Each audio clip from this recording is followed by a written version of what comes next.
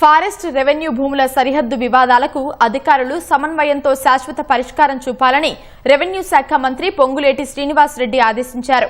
భద్రాద్రి కొత్తగూడెం జిల్లా బూర్గంపాడులోని ఐటీసీ విశ్రాంతి భవనంలో ఫారెస్ట్ రెవెన్యూ ఉన్నతాధికారులతో ఉన్నత స్థాయి సమీక్షా సమావేశాన్ని నిర్వహించారు. దీర్ఘకాలంగా పెండింగ్ లో ఉన్న భూ సమస్యలు, అటవీ రెవెన్యూ భూముల సరిహద్దు వివాదాలు, పోడు భూముల సమస్యలపై మంత్రి సుదీర్ఘంగా చర్చించారు. క్షేత్రస్థాయిలో రెవెన్యూ, ఫారెస్ట్ అధికారుల మధ్య సమన్వయ లోపం వల్ల అనేక చోట్ల భూ వివాదాలు తలెత్తుతున్నాయని, దీనివల్ల సామాన్య ప్రజలు, రైతులు ఇబ్బందులు పడుతున్నారని పేర్కొన్నారు. రెండు శాఖల అధికారులు సంయుక్తంగా సర్వేలు నిర్వహించి సరిహద్దులను నిర్ధారించాలని స్పష్టం చేశారు. ప్రభుత్వ భూములను, అటవీ సంపదను రక్షించడంతో పాటు అర్హులైన పేదలకు న్యాయం చేయడమే ప్రభుత్వ లక్ష్యమని ఆయన పునరుద్ఘాటించారు. భూ సమస్యల దరఖాస్తులను త్వరితగతిన పరిశీలించి పరిష్కరించాలని తెలిపారు.